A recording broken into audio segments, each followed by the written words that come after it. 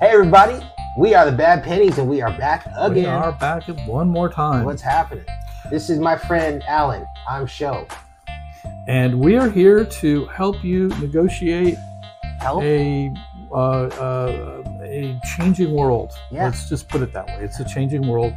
And Mr. Sho here has been wanting me to talk about fitness and health.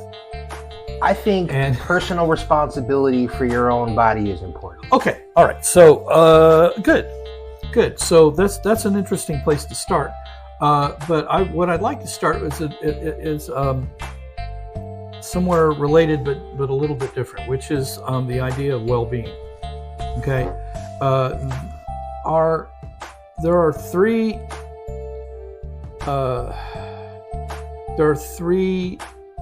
concepts that are related, and each one is a little different, but they are integral into human behavior, and very specifically male behavior, but not exclusive. Okay.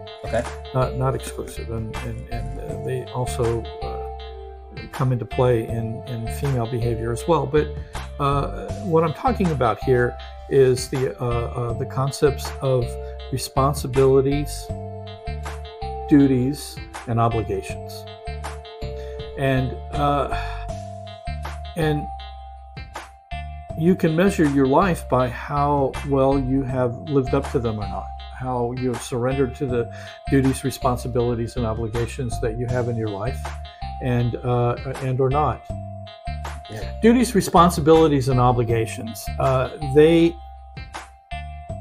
They're almost, when I first start talking to men about that, they're almost like bad words.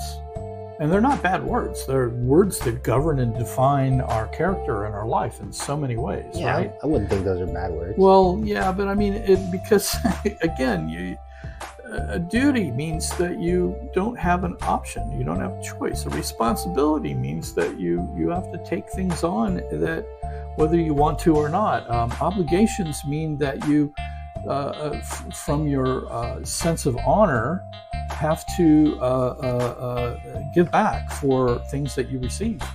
And so, and it tends to guide all of the different areas of our life around our commitments and our disciplines, our relationships, and how you live up to those duties, responsibilities, and obligations are integral into to the kind of man that you are, and the quality of a man that you are, and the quality of your character.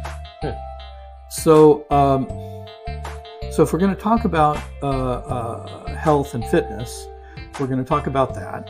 So I want you to keep that part in mind, and I'm going to bring this another little piece in, which is a little bit more historical, which is where fitness fits into the male value system. Okay, and the way that it fits in is that the strongest, most dominant, powerful man ends up leading the tribe. Going back, if you want to go back 10,000 years or so, or 20,000 years, you're going to find that the dominant male was the strongest, not the smartest. But in time, when there were multiple men that were very, very strong, generally the smartest one was the one that ended up prevailing. So combining wisdom, knowledge, and experience with strength became the sought-after way of being for a man. Okay. All right. But what happened over time is that men did such a good job of taking care of things outside the village that we got larger, we became cities and things like that, and a certain level of civilization and even more leisure time started to come into play. In other words, that if you were just a small tribe, you're spending literally all of your waking time pretty much focused on survival. Okay. But when cities began to form, or even large villages, there's more leisure time. I mean, just even compare, say, the leisure time of a tribe 10,000 years ago with who we are now. They would look at us like complete lazy slugs, because we don't have to, we go to the grocery store and we get the food that we need that's already there and prepared, and all we do is bring it home and eat it, right? Okay. I mean, there's so many things. Look at the time we spend on the internet, the time we spend podcasting. I mean, the time we watch television or movies or all kinds of leisurely activities that have nothing to do with survival in its most basic form, right? Okay. So we've sort of transitioned, and yet some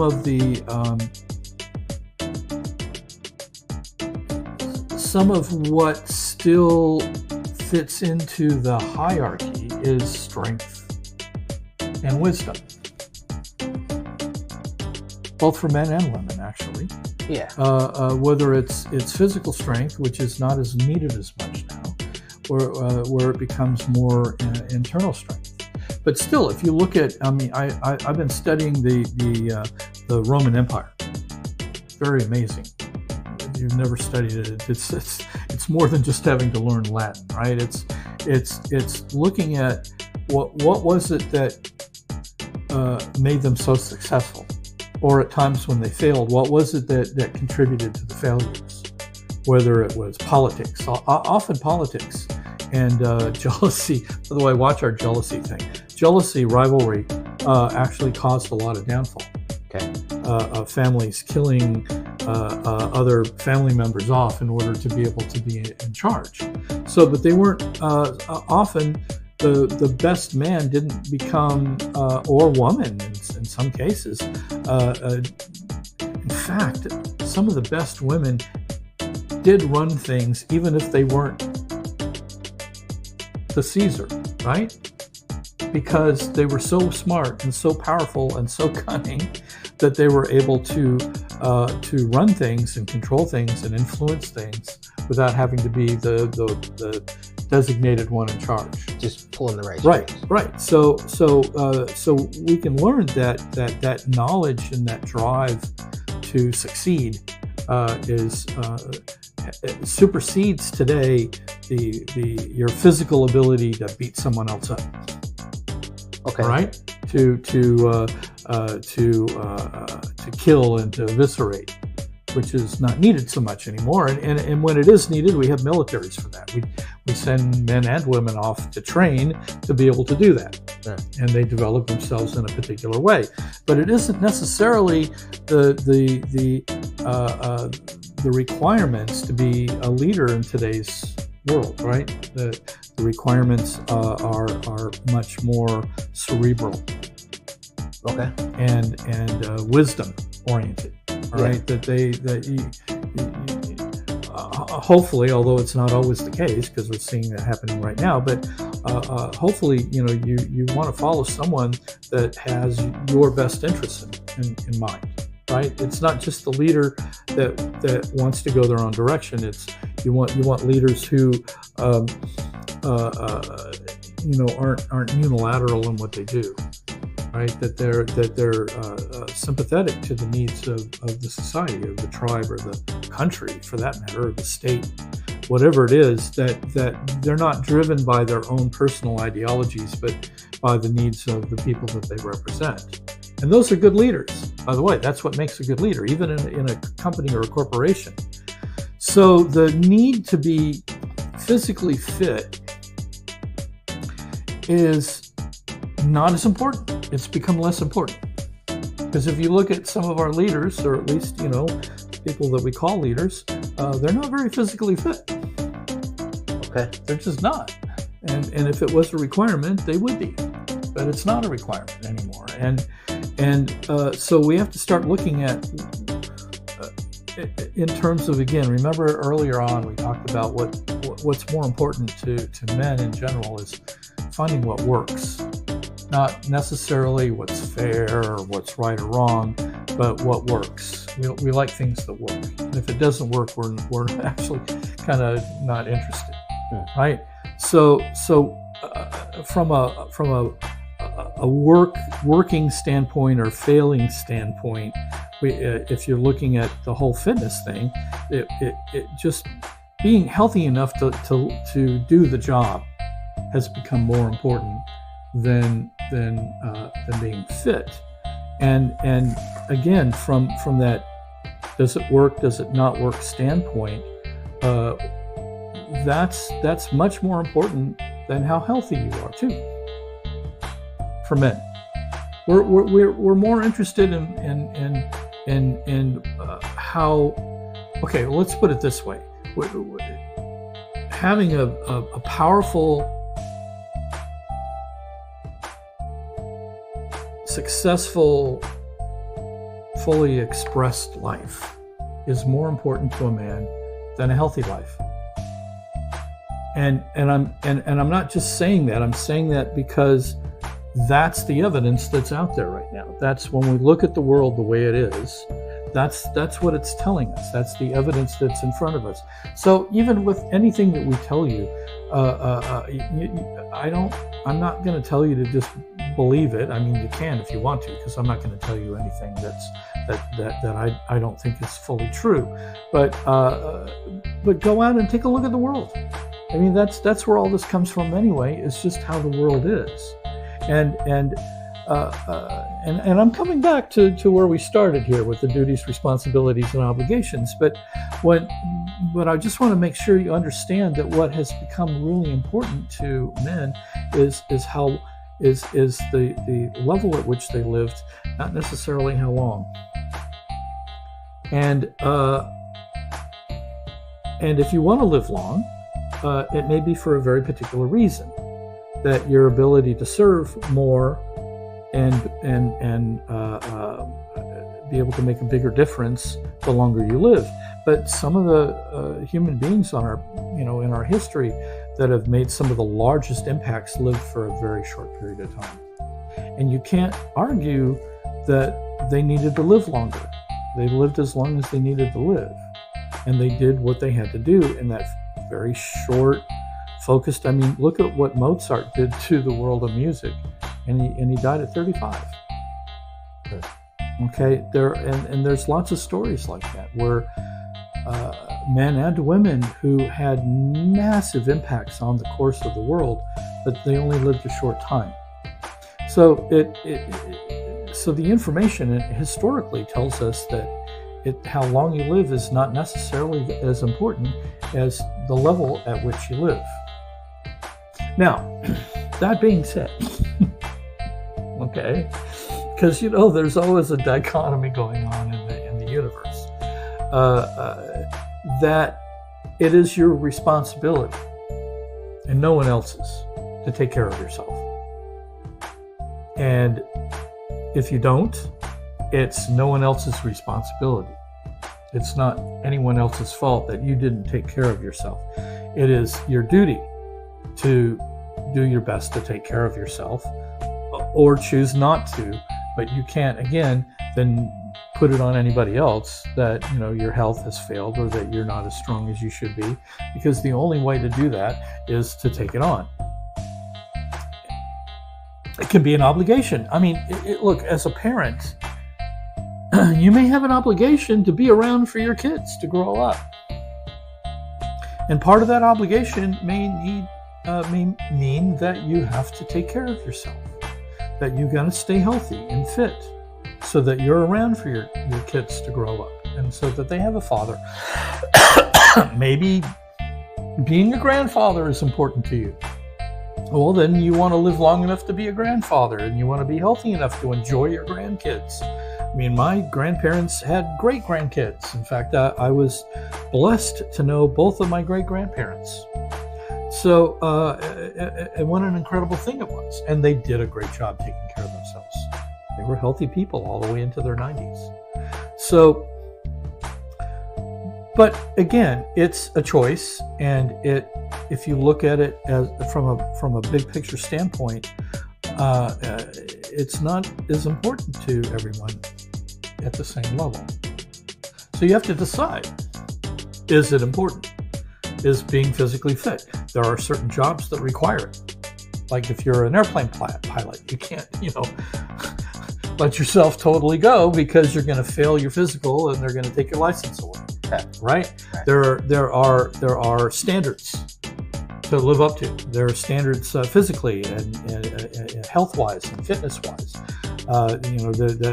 Even when we have a president of the United States, they have doctors that check them all the time to make sure that they are not only are they fit enough to do the job, but the job itself is not killing them, because it does. By the way, if you looked at a number of presidents over like an 8-year period, they in 8 years they aged like 30. Yeah.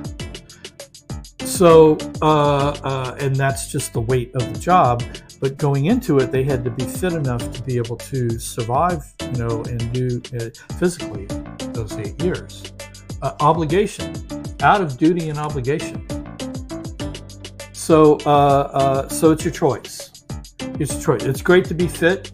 We still have a certain amount of male hierarchy, admiration, which is a better word, by the way, than envy, right? We have admiration for strong men, for fit men. We do. Yeah. We do. But we also have admiration for brilliance, for intelligence, for wisdom. We have admiration for quality of character, who you are, how committed you are, how you serve the world, how you take care of others. We admire men who develop their character as well, and not always, if we're focusing on one, we often don't focus on the others, So sometimes men that are like focusing all on the academic, kind of forget about the physical. Yeah. Right? Are they wrong? No, they're not wrong. We're not here to tell everybody that the way that they're being and how they're being is wrong. But we are here to give you to shine some light on it, so you can choose. Fitness is a choice. It's not as important as it once was as far as the survival of the species, but it is important if you have plans on like longevity and self-care and stuff like that. Yeah. Don't put your obligations on someone else.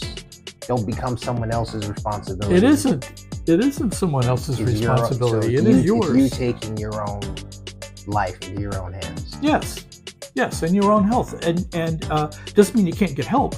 Yeah. There's lots of help.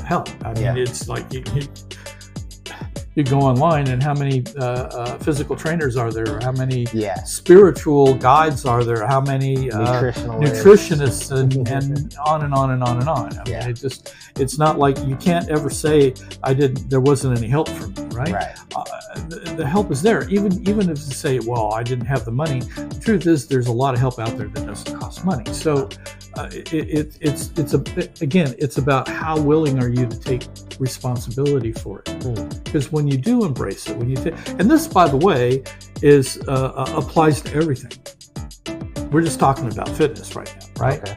But taking the responsibility and embracing something as a duty, a responsibility, and an obligation is a choice, and that works with every aspect of our lives.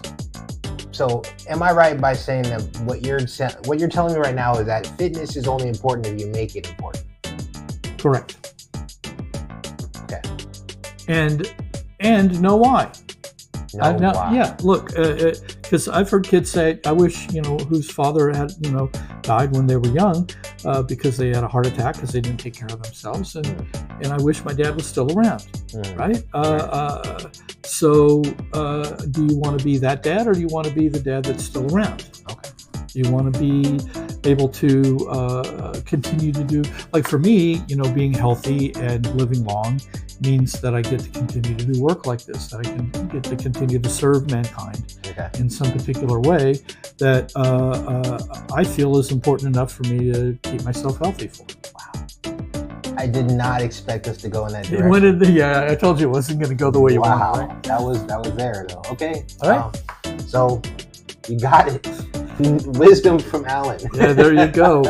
Health and fitness 101. Wow. So anyway, thanks again. Thanks for joining us. Bad Pennies will be back. Yeah, we really appreciate you watching. Yep. Thanks.